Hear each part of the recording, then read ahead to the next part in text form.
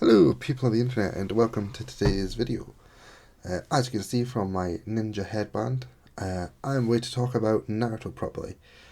And what we're going to talk about today is what I consider to be my top 5 fights in Naruto.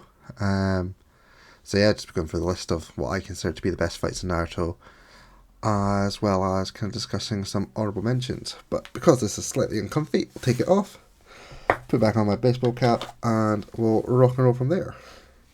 So yeah, before we start off, I will go through what I consider to be some honourable mentions that didn't quite make the top 5 list, and kind of give you a bit of reasoning why. So first one for me is Madara versus the Shinobi Alliance at the start of the 4th Great Shinobi World War.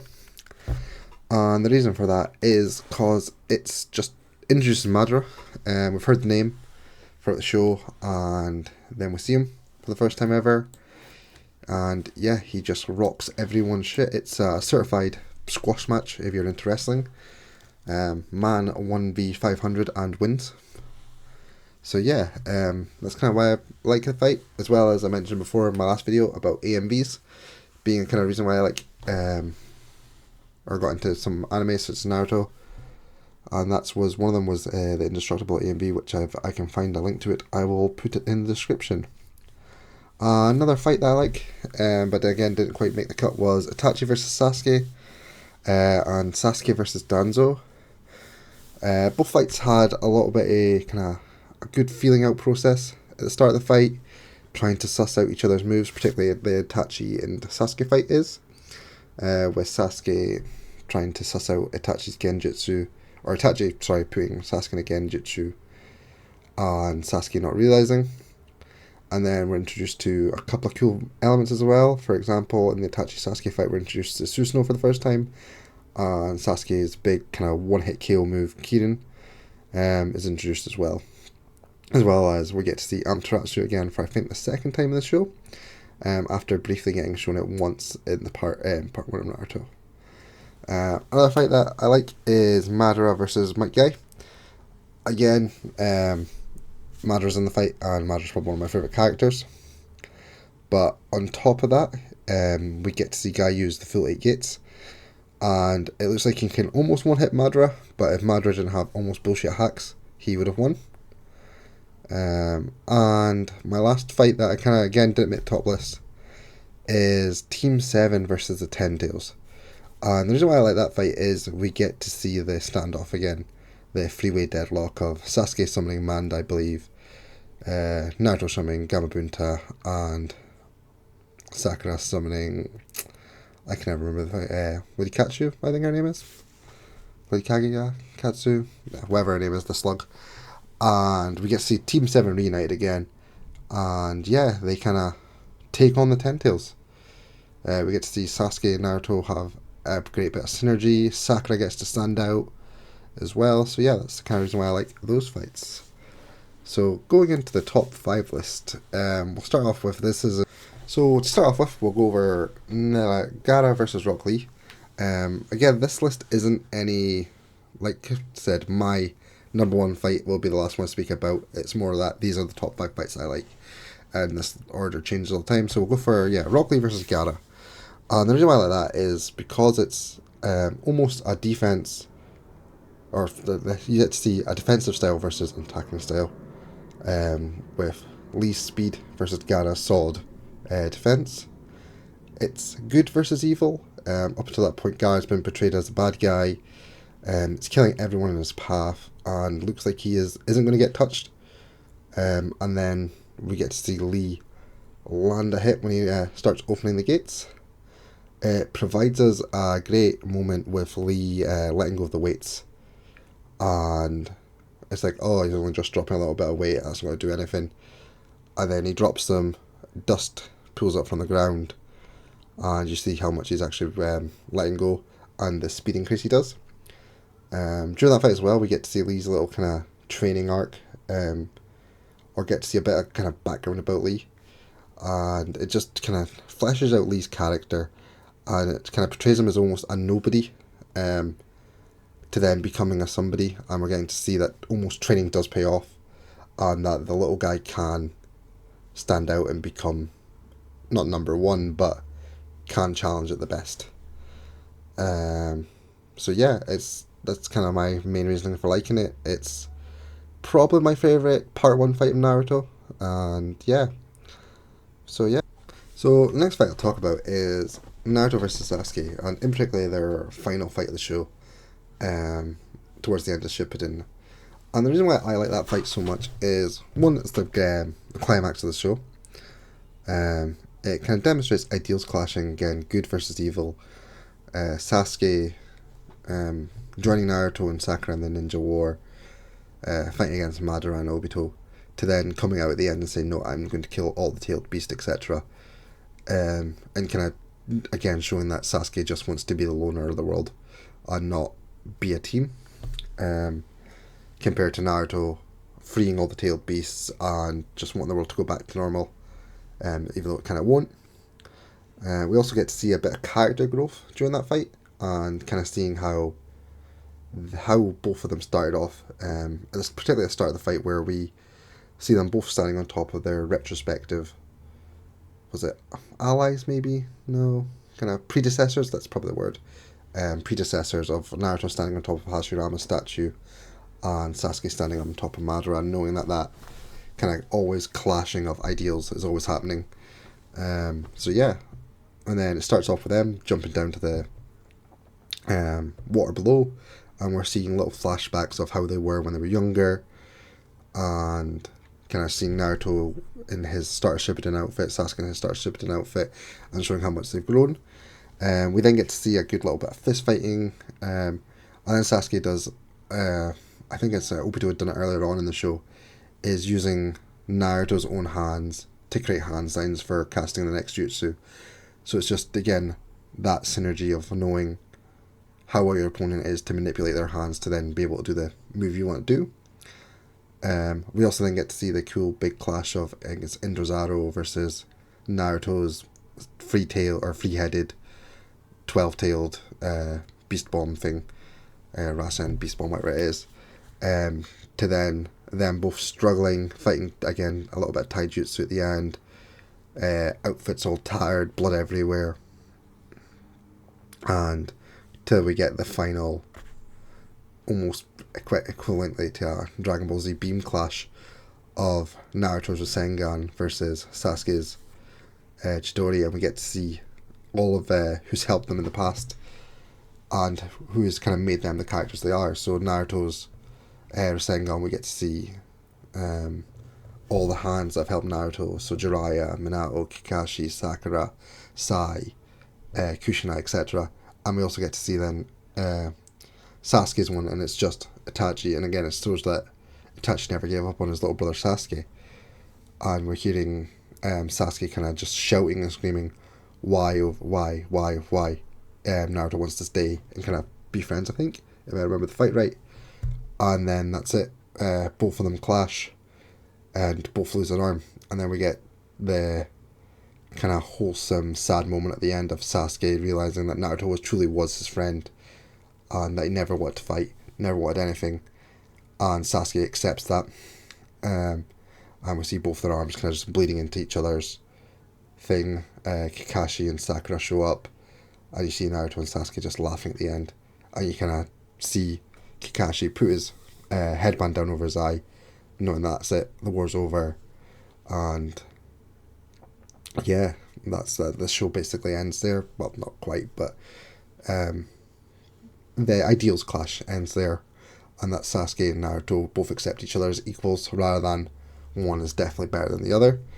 Another reason why I kind of particularly like that fight is it perfected the Obito and Kakashi fight prior to it. Again, it shows them as younger and going through their stages when they were kids, and showing that how much they knew from each other when they were kids. That's why that fight's not in this list for me, as Kakashi and Obito, is because Naruto and Sasuke is the perfected formula for that fight. So yeah, next fight we'll talk about is Jiraiya versus Pain. So as I was saying, the next fight we'll talk about is Jiraiya versus Pain. Some reasons why I like this fight, again, it goes down to the kind of ideal clash, good versus evil. And we get to see particularly Jiraiya fight at his peak. Up until this point in the show, we don't really see Jiraiya fight too much other than little interactions with Itachi and Kisame at the start of part 1 and the original freeway deadlock between Tsunade and Orochimaru. So yeah, it gets to show Jiraiya his strength, and yeah, it just shows Jiraiya being cool, strong. We also then get to see, what we learn throughout the fight is that Pain is one of Jiraiya's former students, Nagato. Up until that point, we didn't really know that, and that now Nagato, had been collecting almost bodies of people that Jiraiya had fought in the past, and that's who the Six Paths of Pain are. As well as that, it kind of, with that whole student versus master scenario, it almost references the Orochimaru versus third Hokage fight end of part 1, or not end of part 1, but during part 1 of Naruto, of how kind of tragic it is for the master to see their student fallen, so to the fact that they're trying to kill them. And yeah, it's again Jiraiya during that fight, realizing it. I think it's when he speaks to Konan at the start of the fight is, "Why are you doing this? I taught you how to be ninjas, and what's went wrong." It's also during the end of that fight, sadly Jiraiya loses, in case you didn't know, and it shows us probably one of, if not the most impactful death of the show. Because I think during that fight, Naruto and a few of the other guys in Konoha village are chasing after Itachi. I can't fully remember, but when Jiraiya dies and we get the kind of flash forward to Naruto, is that we see, I think it's Jiraiya put his hand on Naruto's shoulder, and Naruto's like that while he's running, and up to that point Naruto doesn't know. And then when Naruto returns to the village, and the granddad Toad or grandpa Toad, whatever it is there and saying that, yep, Jiraiya's dead, we get to see just kind of how soul destroying that is for Naruto, and how kind of impactful his death is. As well as that, during that fight, it almost looks like Jiraiya's going to do it. He's saying he takes down 4 of the 6 Paths of Pain, I can't remember.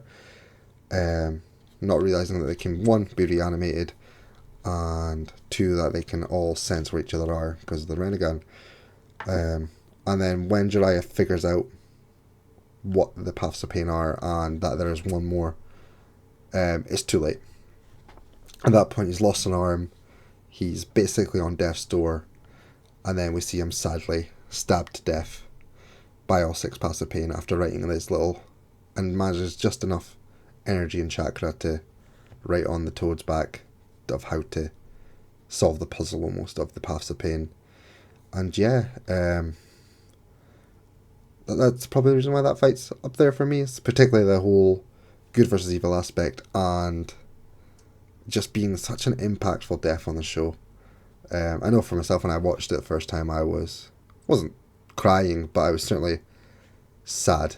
And particularly, I said, when Naruto arrives back in the village and is getting told that Jiraiya is dead, how much that hurt, how much kind of feelings you get from that.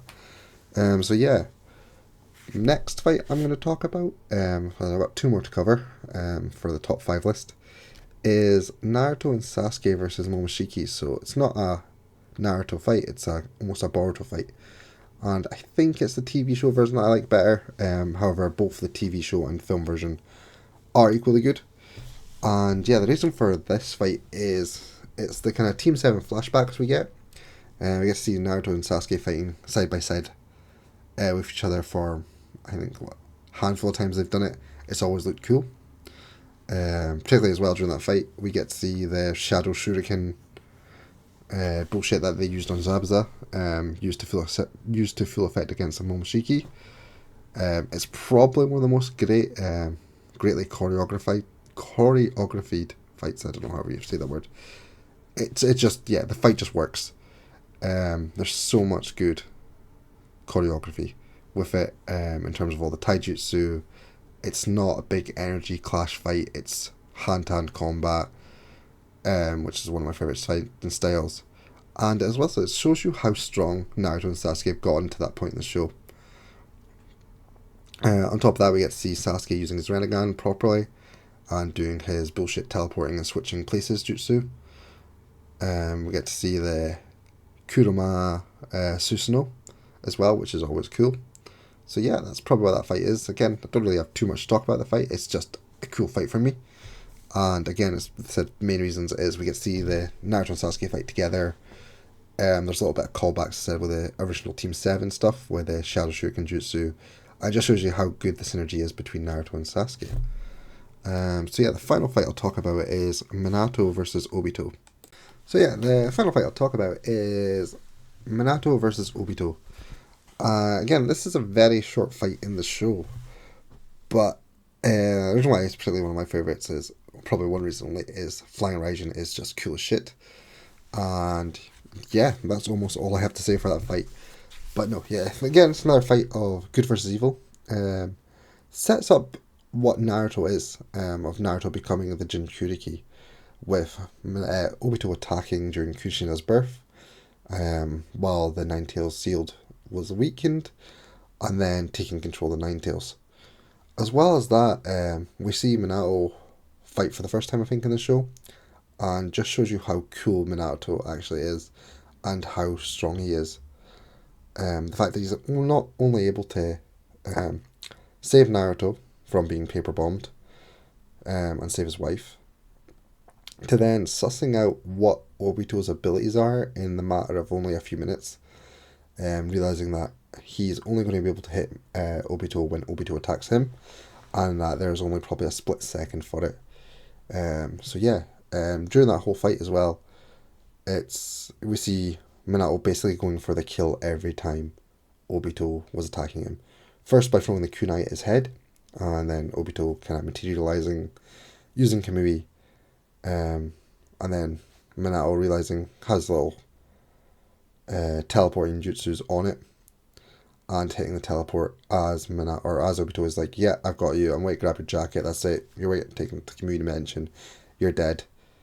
And again, it's another, and then Minato, 2 seconds later, Flying Raijin, instant, hits Obito with it, and not only does that, he puts a seal on Obito, which we don't realize until way later on in the arc, or end of the war arc, when Minato is reanimated, and he uses Flying Raijin against Obito at the end of the Kakashi fight, and that he realized it was Obito that was attacking Leaf Village so long ago. And again, it's another master versus apprentice fight, and it's just, yeah, just a great fight. And said, you get to see the cool thing of Flying Raijin. So yeah, that's probably all the fights that are in my top 5.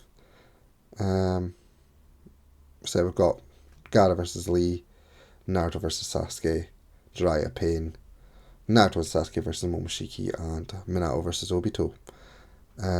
So yeah, again, they're not in any order. It's just these are the fights I've always liked of the show, and particularly when I do a rewatch or when I'm wanting to watch AMVs, I'll find AMVs specifically of these moments or fights. So yeah, thank you for watching. I'll probably try and chuck in a couple of clips of the fights during this video. I've never really done too much video editing, as you can probably tell, because there'll be rough cuts here and there. So yeah, we'll try and do that and make it look cool. But yeah, until next time, if you have any video ideas about anime that you want me to talk about or watch or review or anything like that, please leave a comment, like the video. And yeah, I'll see you the next time. I don't know what my next video will be. Could be top 5 Dragon Ball fights. I'm wearing a Goku t-shirt at the minute. Could be my top 5 worst fights of Naruto. Because much Naruto has good fights, there is also some shit ones. And yeah, we'll go from there. So yeah, have an awesome day, everyone. And I'll catch you in the next video. Cheers.